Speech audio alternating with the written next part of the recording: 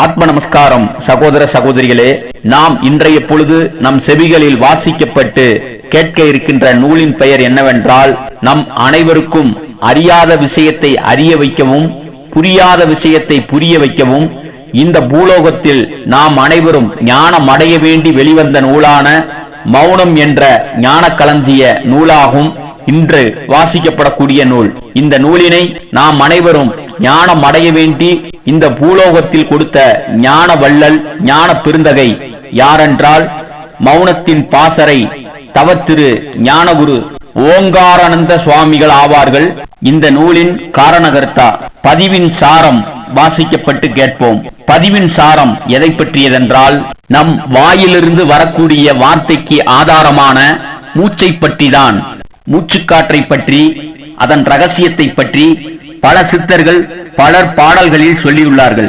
அதில் சில பாடல்களில் மூச்சுதான் தெய்வம் என்று அகத்திய சித்தரும், உன் உள் ஓடும் மூச்சை நீ உணவாக உட்கொள்ள உனக்கு தெரிந்தால் உனக்கு எப்போதும் மரணமில்லை என சிவவாக்கிய சித்தரும், வெறுதே வாய்ப்பேச்சு பேசாமல் ஆன்மீக சாதனையில் ஈடுபடுவோர் மனதில் மிகப்பெரிய ஆற்றல் உண்டு எனவும் திருமூலர் திருமந்திர பாடலில் எடுத்து கூறியுள்ளார்கள்.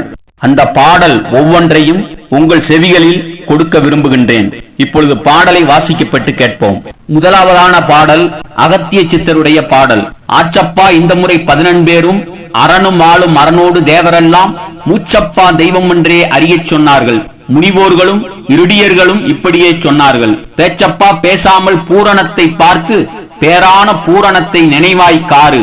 வாச்சப்பா பூரணத்தை காக்கும் பேர்கள் வாசிநடும் மையத்துள் வாழ்வார்தானே என ஞான சித்தர் அகத்தியர் மூச்சே தெய்வம் என்று குறிப்பிடுகின்றார். புறமௌனம் பூண்டு அகமௌனத்தில் ஊண்டி நின்ற ஞானிகளுக்கு மிகப்பெரிய ஆற்றல் உண்டு என்று இந்த பாடலில் குறிப்பிடுகின்றார். அது என்ன பாடல் என்றால், வாய் திறவாதார் மனதில் ஒரு மாடுண்டு வாய் திறப்பாரே வழியிட்டு பாய்ச்சுவர். வாய் திறவாதார் மதியிட்டு மூட்டுவர். கோய் திறவாவிடில் கோளை மாமே என்று ஞானசித்தர் திருமூலர் திருமந்திர பாடலில் குறிப்பிடுகின்றார். மேலும் ஒரு பாடலில் சிவவாக்கிய சித்தர் குறிப்பிடுவதாவது, ஒன்னுள் ஓடும் உன் மூச்சான வாயுவான காற்றை நீ உண்ண பழகி கொண்டால் உனக்கு மரணம் என்பது இல்லை என்று எடுத்துரைக்கின்றார் இந்த பாடலில். அது என்ன பாடல் என்றால், மந்திரங்கள் உண்டு நீர் மயங்குகின்ற மானிடர் மந்திரங்களாவது மரத்தில் ஊறல் அன்றுகான், மந்திரங்களாவது மதித்தெழுந்த வாயுவை மந்திரத்தை உண்டவருக்கு மரணம் ஏதும் இல்லையே என்று எடுத்துரைக்கின்றார் ஞானசித்தர் சிவவாக்கியர் அவர்கள். இந்த பாடல்களில் இருந்து நம் அனைவரிடமும் சித்தர்களும் ஞானிகளும் என்ன சொல்ல வருகிறார்கள் என்றால், வாய் மௌனமான புறமௌனமான வாய் மௌனம் கூட தன்னை உணர தியானம் செய்து அலையும் மனதை அலையாமல் ஒடுக்குவதற்குத்தான் மனோமௌனம் என்று ஞானிகள் கூறியுள்ளார்கள். தியானம் என்பது என்னவென்று தெரியாமல் மௌனம் மட்டும் அனுசரிக்கும் சகோதர சகோதரிகள் யாராவது இந்த ஆடியோ தொகுப்பை கேட்க நேர்ந்தால் நீங்கள் அனைவரும் ஒன்றை மட்டும் புரிந்து கொள்ள வேண்டும். நீங்கள் அனைவரும் ஆத்ம ஞானம் அடைந்த ஞானிகளின் வழி நடப்பவராக இருந்தால் இப்போது சொல்லுகிற விஷயம் உங்களுக்கு அவசியம் இல்லை. அப்படி இல்லாமல் தியானம் என்றால் என்னவென்று தெரியாத ஞான குருமார்களின் வழி பயணிக்காத நபராக இருந்தால் நீங்கள் அனைவரும் ஞானியரின் பரம்பரையில் பிரம்ம உபதேசம் எடுத்து பின்பு நீங்கள் புற மௌன சாதனைகள் செய்தால் அது அனைத்தும் மனோமௌன சாதனைகளாக மாறும் என்பதில் சிறிதளவும் சந்தேகமில்லை என்பதை சகோதர சகோதரிகளான உங்கள் அனைவரிடமும் தெரியப்படுத்த விரும்புகிறார்கள் ஞானிகள். இப்பொழுது பதிவின் தொடக்கத்தை வாசிக்கப்பட்டு கேட்போம். வாய் சமர்த்து பேசாதே மௌனத்தில் ஊன்று என்ற தலைப்பில் கொடுக்கப்பட்ட வார்த்தைகளைத்தான் ஒன்றன் பின் ஒன்றாக வாசிக்கப்பட்டு கேட்க இருக்கின்றோம் இந்த ஆடியோ தொகுப்பில். இன்று உலகில் எழும் துன்பங்களுக்கு காரணம் வாயே ஆகும். வாய் சமர்த்து பேசும் மனித கூட்டங்கள் 95 விழுக்காடுகள் உள்ளனர். இதில் உலகில் பெருந்துன்பங்கள் விளைகின்றன. சொல் என்பது ஆத்மா, அறிவு, மனம், தேகத்தில் பல உறுப்புகள், ஆகாயம், பரமசிவம் ஆகியவற்றிடமிருந்து இது வருகிறது. சொல்லுக்கு சக்தி உண்டு, அதில் நிதானம் தேவை. நிதானத்தில் நாம் நிம்மதி அடையலாம். உண்மை சக்தி இருக்குமே ஆனால் சொல்பவனுக்கு ஆத்ம பிரகாசம் ஏற்படுகிறது. அச்சொல்லில் பொய் இருக்குமே ஆனால் எதிர்காலத்தில் அவன் மாயா சக்திகளிடம் பலியாகிவிட நேரிடும். சொல்லில் அகங்காரம் மிகுமே ஆனால் அவன் அகங்கார ரூபமாகி ராவணனின் நிலையை அடைவான். சொல்லில் பொய் இருக்குமேயானால் அவனும் அவன் வாழ்வும் பொய்யாகிவிடும். சொல்லில் வஞ்சகமே இருக்குமேயானால் நரகத்தில் இடம் கிடைக்கும். சொல்லில் பொறாமை இருக்குமேயானால் அவன் வாழ்வும் புறையோடிவிடும். அனைத்து குணங்களுக்கும் பொருள்களுக்கும் தோன்றும் சொற்களின் பயன்கள் அதிகமாகும். ஆகவே மனிதன் பேசுவதில் மிக எச்சரிக்கையாக இருத்தல் வேண்டும்.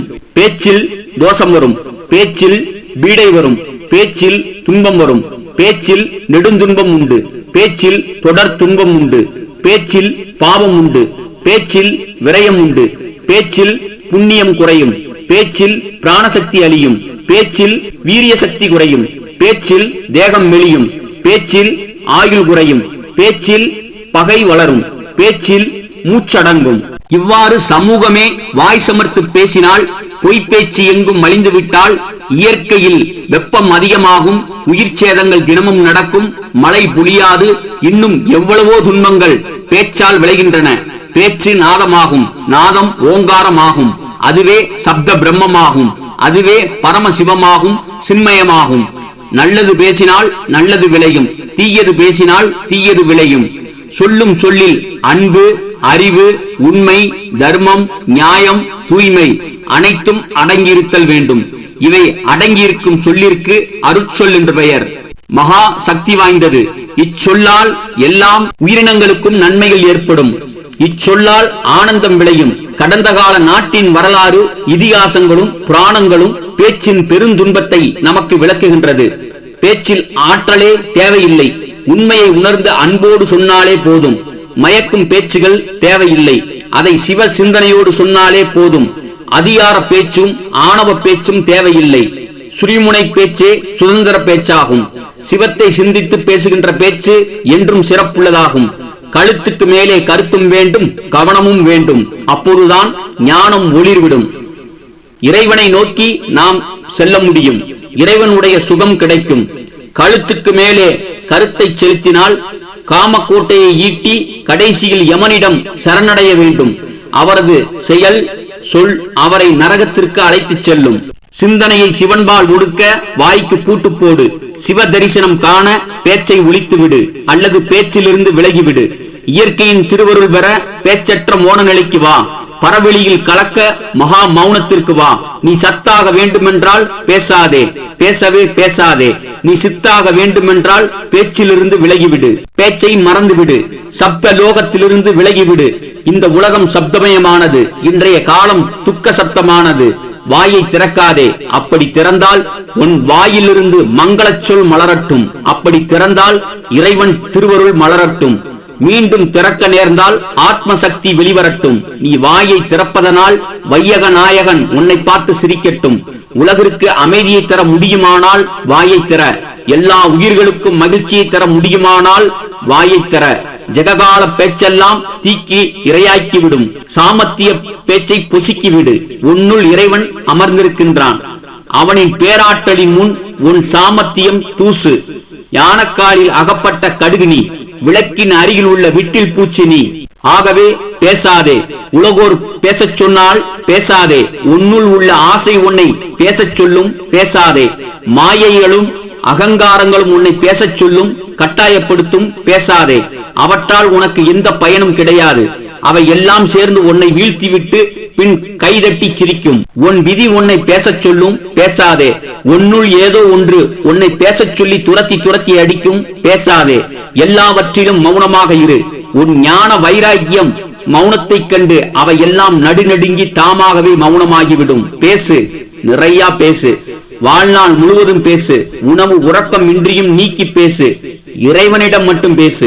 ஆனந்தத்தோடு அவனிடம் பேசு. எல்லோருள்ளும் அடங்கியுள்ள ஆத்மாவிடம் பேசு. எங்கும் இருக்கும் ஏகாந்த சக்தியிடம் பேசு. இறைவன் உன்னை பேசச் சொன்னால் பேசு. பரம்பிரம்மம் உன்னை எதை பேசச் சொல்லுகின்றதோ அதை மட்டும் பேசு. பரம்பொருள் யாரிடம் பேசச் சொல்லுகின்றதோ அவரிடம் மட்டும் பேசு. அதனால் மௌனமாக இருங்கள். இறைவன் உங்களிடம் பேசுவார். வாய் ஒழுங்கானால் நம் அனைவரின் வாழ்க்கையும் ஒழுங்காகும் என்பதை மறவாதீர்கள் என்று எடுத்துரைக்கின்றார் மௌனம் என்ற ஞானக்களஞ்சிய நூலிலிருந்து தவத்திரு ஓங்காரானந்தா சுவாமிகள். ஆத்ம நமஸ்காரம். சகோதர சகோதரிகளே, பதிவு முடிவுற்றது.